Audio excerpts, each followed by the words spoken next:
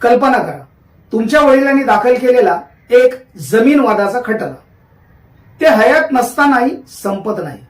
आता तोच खटला त्यांचा मुलगा लढतोय आणि कदाचित पुढच्या पिढीलाही तोच खटला लढावा लागेल. हा एखादा चित्रपटाचा सीन नाही, तर तो भारतातील लाखो कुटुंबांची वास्तविकता आहे.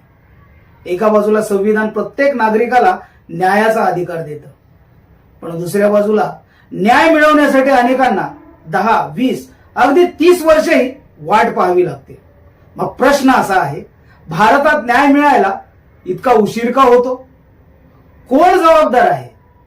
न्यायाधीश कमी आहेत की कायदेच गुंतागुंतीचे आहेत, की आपणच व्यवस्था इतकी क्लिष्ट बनवली आहे? आजच्या थेट वार्त्याच्या या सखोल विश्लेषणात आपण जाणून घेणार आहोत न्यायालयीन विलंबामागची खरी कारणं, त्याचे समाधान, नागरिकांवर होणारे परिणाम आणि त्यावर उपाय काय असू शकतात. भारतातील प्रलंबित खटल्याचे चित्र. भारतात जिल्हा न्यायालय, उच्च न्यायालय आणि सर्वोच्च न्यायालय या तिन्ही स्तरावर मिळून कोट्यावधी खटले प्रलंबित आहेत. यातील बहुतांश खटले जिल्हा न्यायालयामध्ये आहेत. याचा अर्थ न्यायालयात जाणाऱ्या प्रत्येक व्यक्तीला न्याय मिळवण्यासाठी अनेक वर्ष वाट पाहावी लागू शकते. न्यायाधीशांची कमतरता. भारतातील सर्वात मोठे कारण म्हणजे न्यायाधीशांची अपुरी संख्या. लोकसंख्येच्या तुलनेत न्यायाधीशांची संख्या अत्यंत कमी असल्याचे अनेक अहवालात नमूद करण्यात आले आहे. एकाच न्यायाधीशाकडे हजारो प्रकरणं असतात, त्यामुळे प्रत्येक खटल्याला पुरेशी वेळ मिळत नाही. वारंवार पुढील तारखा. आपण अनेकदा ऐकतो, आज पुन्हा तारीख मिळाली, वकील अनुपस्थित, साक्षीदार अनुपस्थित, सरकारी अधिकारी आले नाहीत, पुरावे पूर्ण नाहीत, अशी अनेक कारणे देऊन सुनावणी पुढे ढकलली जाते. सरकारी खटल्यांची संख्या. भारत सरकार आणि राज्य सरकारे ही देशातील सर्वात मोठी वादी मानली जातात. अनेक प्रकरणांमध्ये सरकारी विभागच एकमेकाविरोधात न्यायालयात असतात.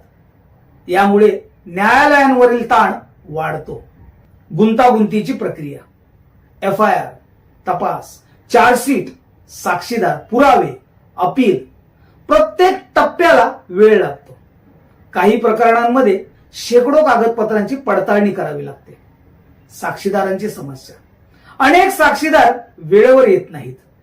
काही जण स्थलांतरित होतात. पोलीस तपासातील विलंब, वेळेवर तपास पूर्ण न होणे, फॉरेन्सिक अहवाल उशिरा येणे, पुरावे गोळा करण्यात त्रुटी, यामुळे न्यायालयीन प्रक्रिया आणखी संथ होते. अपीलची व्यवस्था. भारतात एका निर्णयानंतर पुढील न्यायालयात अपील करण्याचा अधिकार आहे. जिल्हा न्यायालय, उच्च न्यायालय, सर्वोच्च न्यायालय ही प्रक्रिया अनेक वर्ष चालू शकते. सामान्य नागरिकांवर परिणाम.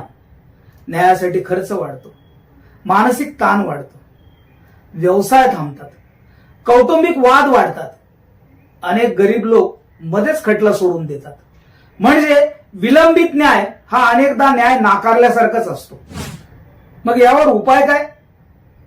तर रिक्त न्यायाधीश पदे तातडीने भरणे, ई-कोर्ट आणि डिजिटल सुनावणीचा विस्तार, अनावश्यक तहकूब कमी करणे, मध्यस्थी आणि लोक अदालतींचा अधिक वापर, सरकारी विभागांनी अनावश्यक अपील टाळणे, तपास यंत्रणा आणि फॉरेन्सिक क्षमता मजबूत करणे, न्यायालयीन पायाभूत सुविधांमध्ये गुंतवणूक वाढवणे.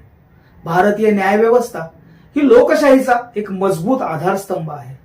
मात्र न्याय मिळण्यासाठी वर्षानुवर्ष वाट पाहावी लागत असेल तर सामान्य नागरिकांचा व्यवस्थेवरील विश्वास कमी होऊ शकतो. न्याय फक्त योग्य असणे पुरेसे नाही, तो वेळेत मिळणंही तितकंच महत्वाचं आहे. याबद्दल तुमचं मत काय? भारतात न्यायव्यवस्थेत सर्वात आधी कोणता बदल व्हायला हवा? कमेंटमध्ये नक्की लिहा.